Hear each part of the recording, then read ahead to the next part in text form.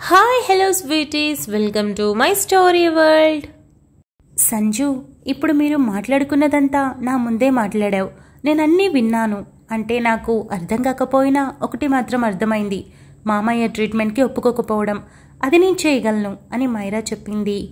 సంజయ్ చిన్న నవ్వు నవ్వి తింటూ ఉండడంతో, నమ్మడం లేదా? ప్రామిస్, 2 రోజుల్లో మామయ్యని బయటికి తీసుకొచ్చేస్తాను. నువ్వు నమ్మాలంటే నేనేం చేయాలి? పోనీ బెట్ కట్టుకుందామా అని మైరా అడిగింది.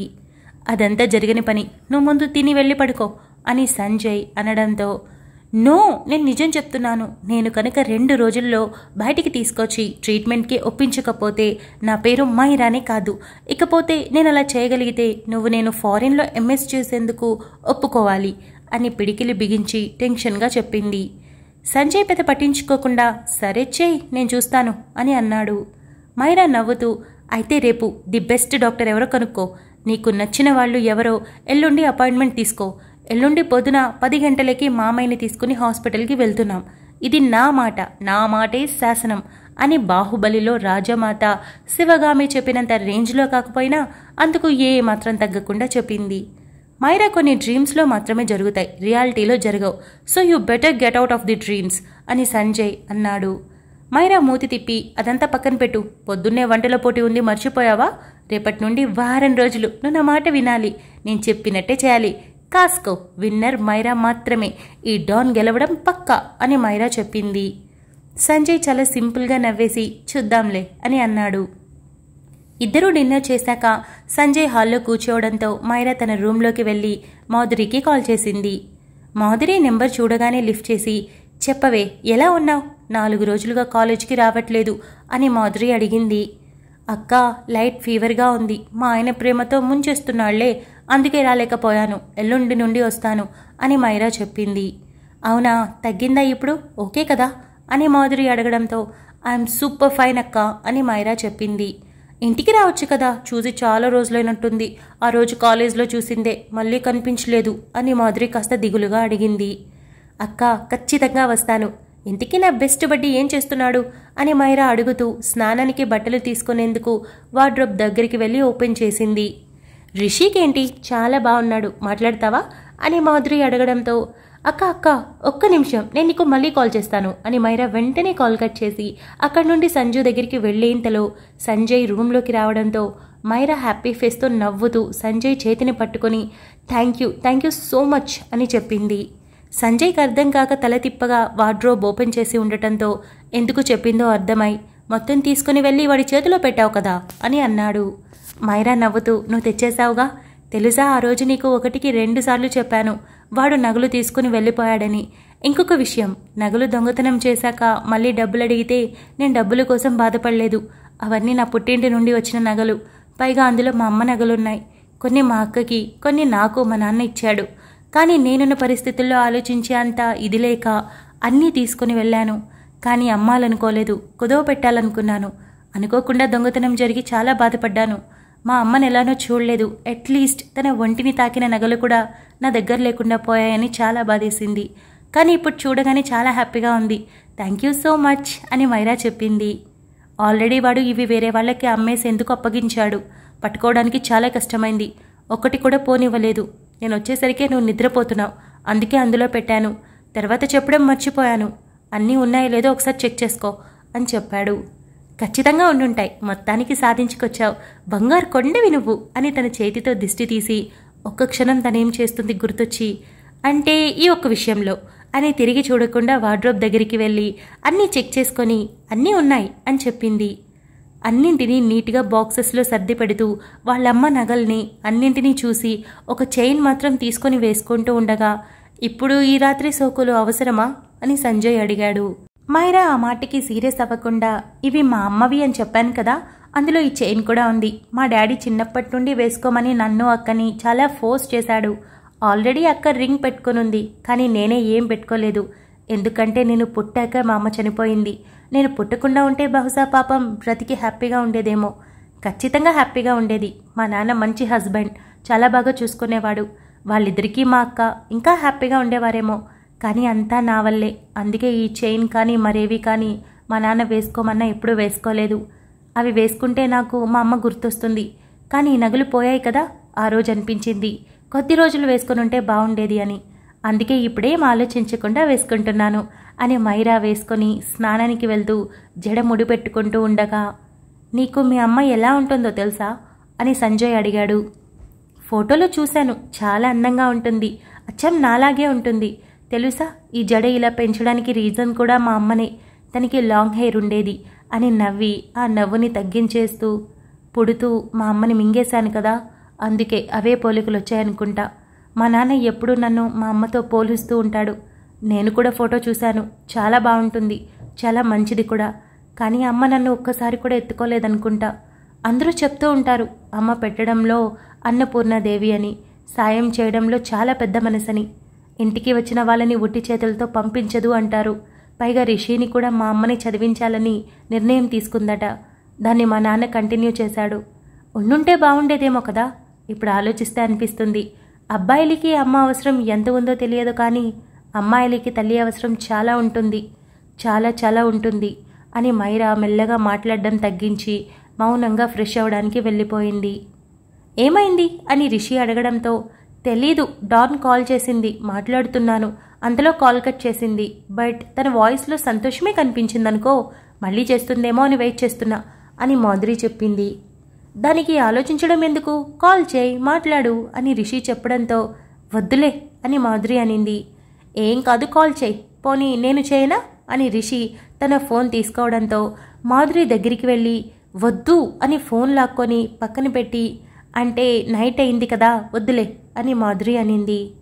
నైట్ అయితే ఏంటి అని రిషి అనడంతో, అరే మొద్దు అని మాధురి మనసులో అనుకొని, కొత్తగా పెళ్ళైంది కదా, పైగా వాళ్ళిద్దరూ హ్యాపీగా ఉంటున్నారు, ఈ టైంలో డిస్టర్బ్ చేయడం ఎందుకని అంటున్నా అని మాధురి కొంచెం ఇబ్బందిగానే చెప్పింది. రిషికి అర్థమయ్యి, ఓకే నువ్వు పడుకో, నాకు కొంచెం వర్క్ ఉంది అని రిషి చైర్లో కూర్చున్నాడు. మాధురి బెడ్ మీద పడుకొని ఇంట్రెస్ట్గా వర్క్ చేస్తున్న రిషిని చూస్తూ, చాలా మంచోడివి రిషి, నువ్వు చిన్నప్పటి నుండి చూస్తున్నాను, ఏ రోజున నీ దగ్గర ఒక బ్యాడ్ హ్యాబిట్స్ కూడా నేను చూసింది లేదు, ఇక మీద కూడా చూడబోతాను అని కూడా అనుకోవడం లేదు. అన్నింటికీ మించి నీ లైఫ్లోనే బిగ్గెస్ట్ స్టెప్ మా నాన్న కోసం నా కోసం తీసుకున్నావు. పైగా ఇన్ని రోజుల్లో నా వల్లనే నీ లైఫ్ పాడైంది అన్నట్టుగా 1% కూడా నువ్వు ఆ విసుగు చూపించడం లేదు. తప్పకుండా నేను నిన్ను హస్బెండ్గా యాక్సెప్ట్ చేస్తాను, కాకపోతే కొంచెం టైం అంతే. కనీసం ఆ రోజు వివేక్ వెళ్ళిపోయాడు కదా, ఒక్కసారి కూడా తిరిగొచ్చి సారీ అన్న మాటే చెప్పలేదు. చెప్పాల్సింది కదా, తప్పు చేస్తే సారీ చెప్పాలి అని మాధురి ఆలోచిస్తూ ఉండగా రిషి తన వైపు చూసి, మాధురి నిద్ర రావడం లేదా అని అడిగాడు. అవును రావట్లేదు అని మాధురి లేచి కూర్చుంది.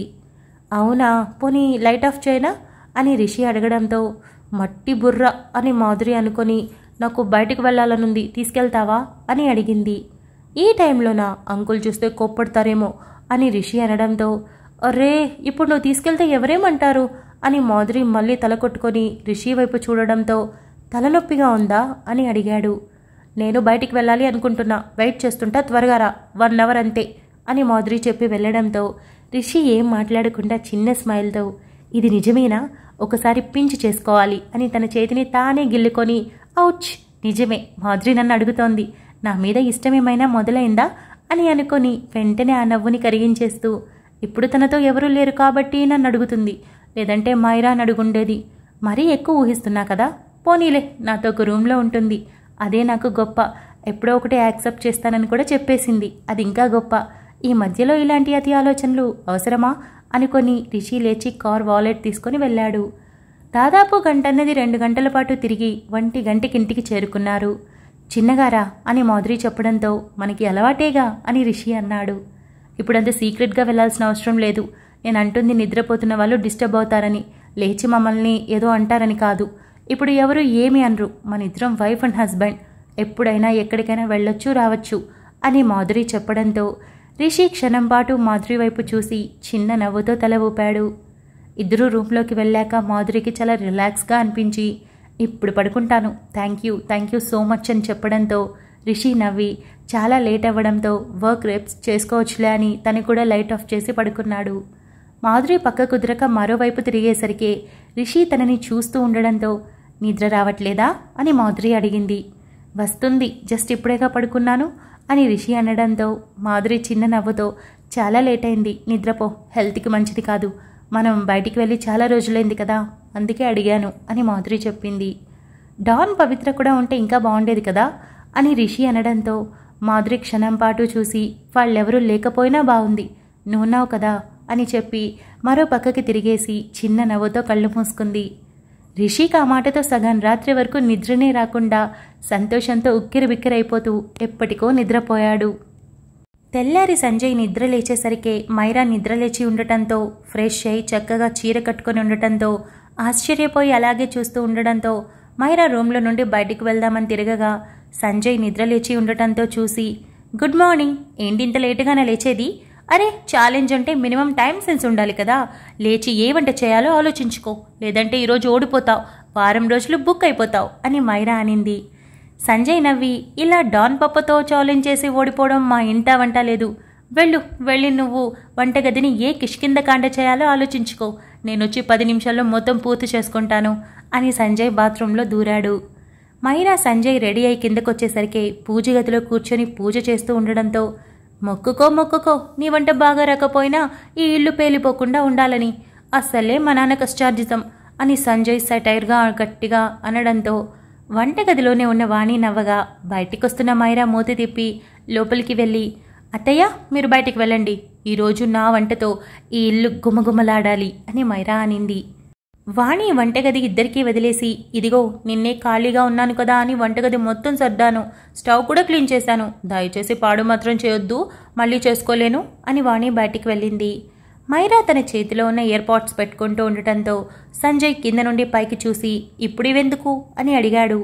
నాకు ఏ పని చేసినా ఇలా మ్యూజిక్ వినడం అంటే చాలా ఇష్టం, అందుకే పెట్టుకుంటున్నా, పైగా పక్కన నీ మాటలు అసలు వినలేను, నేను డైవర్ట్ అవుతాను, అసలే నేను చేసే కర్రీ టేస్ట్ చేశాక నీ కర్రీని టేస్ట్ కూడా చేయకుండా డస్ట్బిన్లో వేస్తారు ఎవరైనా, సో కాన్సన్ట్రేషన్ కుదరాలి కదా, దానికోసమే ఇదంతా అని మైరా తననే అనుమానంగా చూస్తున్న సంజయ్ని నిమిషం పాటు చూసి, డిస్టర్బ్ చేయకు అని చెప్పి ఫోన్లో రాజ్ కుమార్ చెప్పిన రెసిపీని వినడం మొదలుపెట్టింది. ఫేస్ ఎక్స్ప్రెషన్స్ మాత్రం మ్యూజిక్ వింటున్నట్టే పెట్టి రాజ్ కుమార్ అందులో నిదానంగా చెప్తున్నవన్నీ ఒక్కొక్కటి తీసిపెట్టుకొని మధ్యలో సాంగ్స్ని ఆపి సంజు అని మెల్లగా రాగం తీసింది. సంజయ్ మరో పక్కన పన్నీర్ కట్ చేస్తూ, ఏంటి వాయిస్ మారింది, అవసరానికి కాళ్ళు పట్టుకుంటావు లేదంటే జుట్టు పట్టుకునే రకానివి నువ్వు అని అనడంతో మైరా మూతి తిప్పి కొంచెం ముందుకు వెళ్ళి తొంగి చూసి, సంజు చికెన్ క్లీన్ చేస్తావా, నేను ఎప్పుడు ముట్టలేదు అని అమాయకంగా అడిగింది. తింటావా, బాగా తింటావా అని సంజయ్ ఒక అడుగు మీదికి వేయడంతో గుర్రుగా చూస్తూ, అది వండిన కోడి, ఇది పచ్చి కోడి, పైగా నేను ఎప్పుడు తాకలేదు అని మైరా చెప్పింది.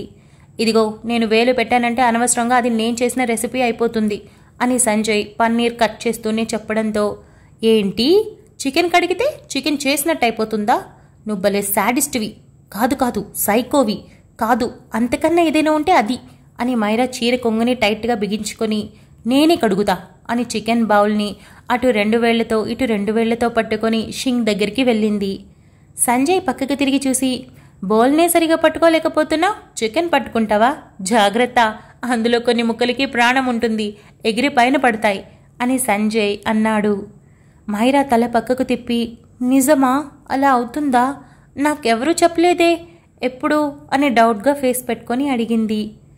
మంచినీళ్ల కోసం వచ్చిన వాణి సంజు అని మెల్లగా అరిచి, మైరా అలా ఏం ఉండదురా, ఆల్రెడీ అది చచ్చిన కోడి, ఒక్కో పీస్ని నీట్గా క్లీన్ చేయి, ఆ తర్వాత అన్నీ క్లీన్ చేశాక ఒక 3-4 టైమ్స్ వాటర్తో వాష్ చేయి, క్లీన్ అవుతుంది అని చెప్పింది.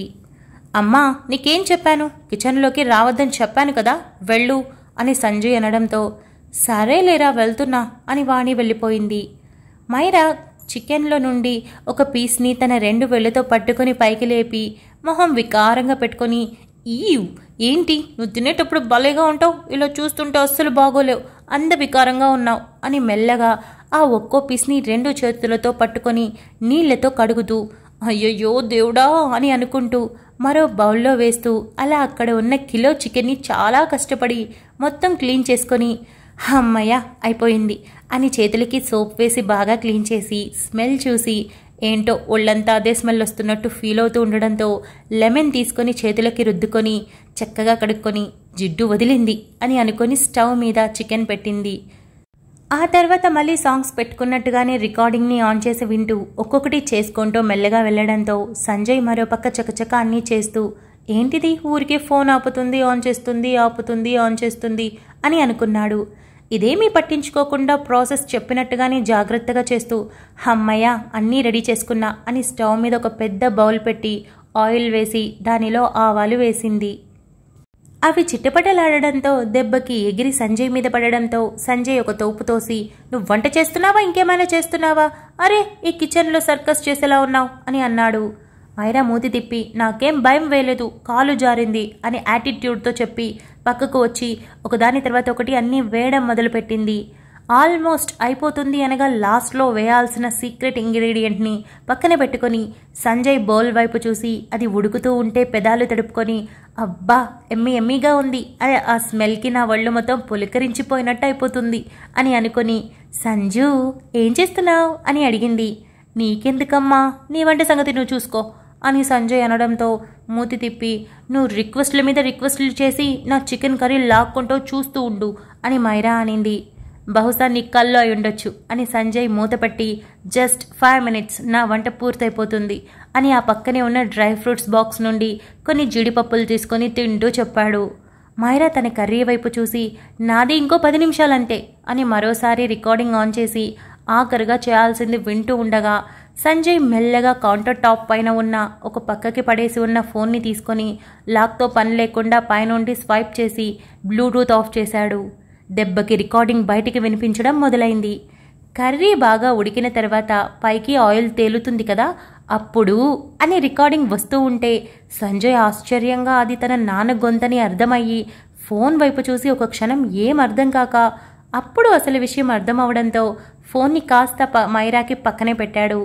మైరా రికార్డింగ్ని ఆఫ్ చేయడం కోసం ఇయర్ పాడ్స్ మీద వేరేతో టచ్ చేస్తూనే ఉంది. కానీ రికార్డింగ్ ఎంతసేపటికి ఆగకపోవడంతో ఏంటిది ఆగనే లేదు అని ఫోన్ వైపు చూడడంతో వాయిస్ పైకి వస్తూ ఉండటంతో మైరా గట్టిగా కళ్ళు మూసుకొని స్విట్ గేమ్లో బొమ్మలాగా టర్న్ అయి మెల్లగా ఒక కన్ను తెరిచి చూసింది. సంజయ్ చంపేసేలాగా చూస్తూ ఉండడంతో చెవిలో ఉన్న ఇయర్ పాడ్స్ 2 తీసి కౌంటర్ టాప్ పైన పెట్టి అంటే అది మరేమో అంటూ రాగాలు తీస్తూ సంజయ్ని వెనక్కి ఒక తోపు తోసి అక్కడి నుండి పరిగెత్తుకుంటూ వెళ్ళింది. సంజయ్ వెనక్కి పడబోయి పట్టుకొని తనను తాను అడ్జస్ట్ చేసుకొని వెనకే వెళ్ళి ఆగవే దొంగ మొహమా, మోసాల మీద మోసాలు చేస్తున్నావు, ఒక కర్రీకి ఇంత మోసం చేస్తే మిగిలిన విషయాల్లో నువ్వు ఎంత పెద్ద మోసగత్తవై ఉంటావు అంటూ వెనుక పరిగెత్తడంతో మైరా తన చీర కుచ్చుళ్ళు పట్టుకొని చకచకచకా మెట్లు ఎక్కి రూమ్లోకి దూరి నేరుగా బాత్రూంలోకి వెళ్ళి డోర్ క్లోజ్ చేసే ఆఖరి క్షణంలో సంజయ్ బలంగా తన చేతిని పెట్టాడు. అబ్బా వచ్చేశాడు దొంగ సచ్చినోడు అంటూ మైరా తలుపుని బలంగా 2 చేతులతో నెట్టడానికి ట్రై చేస్తూ ఉంటే సంజయ్ మాత్రం సింపుల్గా ఒక చేతితోనే అడ్డం పెట్టి క్లోజ్ చేయనివ్వకుండా చూశాడు. Thank you so much for listening guys. Update నచ్చినట్టయితే లైక్ చేయండి, షేర్ చేయండి, కమెంట్ చేయండి, అలానే సబ్స్క్రైబ్ చేసుకోండి. వచ్చేసాను ముచ్చట్లికి. ఫస్ట్లీ అర్థం చేసుకున్నందుకు థ్యాంక్ యూ సో మచ్. ఒకటే అప్డేట్ ఇచ్చాను కదా, బట్ ఇట్స్ ఓకే, మీరు ఎంజాయ్ చేయండి అని చాలామంది అన్నారు. Very very very sweet of you. ఇకపోతే నా వాయిస్ చేంజ్ ఎందుకు ఉంది అంటే అది ఆ రూమ్ అంతా ఎలా ఉంటుందంటే ఏమీ ఉండవన్నమాట. సో ఓపెన్గా ఉంటుంది, అందువల్ల రీసౌండ్ వస్తుంది కదా, ఖాళీగా ఉన్నారు, అందుకే నా వాయిస్ అలా ఉండింది. ఇకపోతే చాలా చాలా నచ్చింది మీకు ఆ పార్ట్, నాకు అర్థమైంది. రాజ్ కుమార్ మైరాతో మాట్లాడడం చాలా బాగా మాట్లాడాడని చెప్పారు. ఆఫ్ కోర్స్ చాలా బాగా చెప్పాడని నాకు కూడా అనిపించింది అనమాట చెప్పేటప్పుడు. ఇంకొక థింగ్ ఏంటి అంటే మైరా రాజ్ కుమార్ చెప్పిన మాటల్ని పట్టించుకొని మారుతుందా లేదా అని అడిగారు. చూద్దాం, ఎందుకంటే ఒకరు ఇన్ఫ్లుయెన్స్ చేసేది కాదు. కాకపోతే రాజ్ కుమార్ విడిపోయే ఒక జంటని కలిపేందుకు తన అనుభవాన్ని మాటల్లో చూపించి మైరాకు అర్థమయ్యేలా చెప్పాడు. ఈవెన్ మనమైనా కూడా ఎదుటి వాళ్ళు ఎప్పుడైనా వాళ్ళ కష్టాన్ని చెప్పుకున్నప్పుడు ఓ అవునా సరే నీకు నచ్చినట్టు చెయ్యి అని చెప్పకూడదు.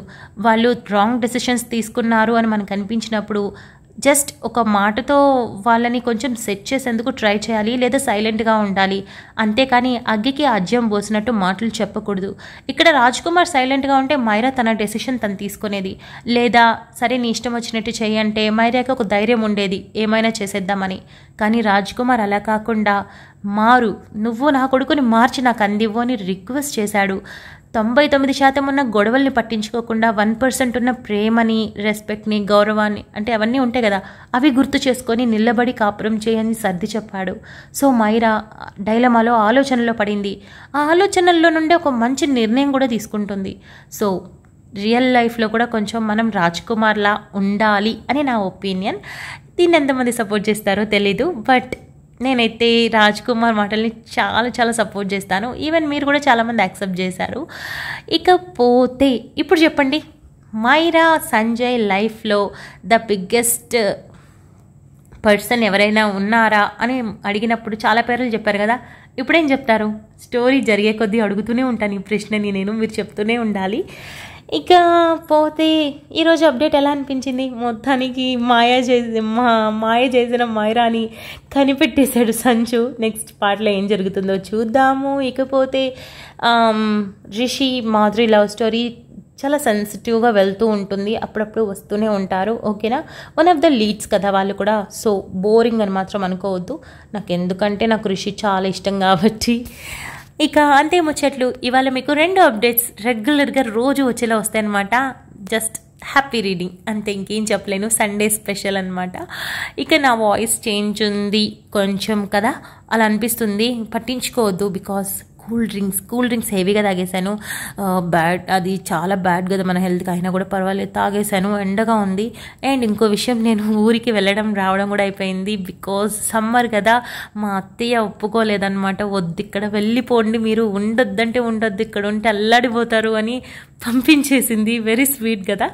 సో అదనమాట ముచ్చట. ఇక మీకు ఇవాళ రెగ్యులర్గా అప్డేట్స్ ఇంకా కంటిన్యూగా వస్తాయి. అంతే ముచ్చట్లు. మనం ఈవినింగ్ మధు దేవంష్తో కలుద్దాం. అంతవరకు keep smiling, stay healthy, bye guys.